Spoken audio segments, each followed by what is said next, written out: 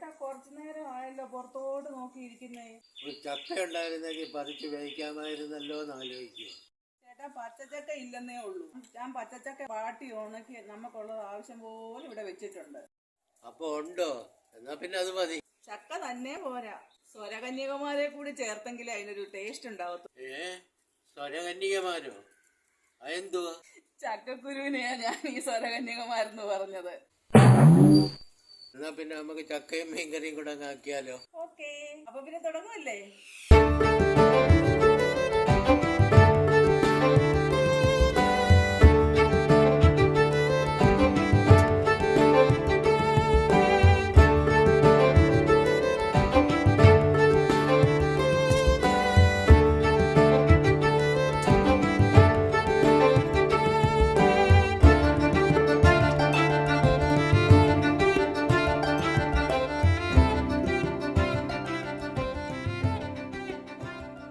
ചേട്ടാ ഉണക്കച്ചക്ക വേവിച്ചത് മീൻകറി എങ്ങനെയുണ്ട്?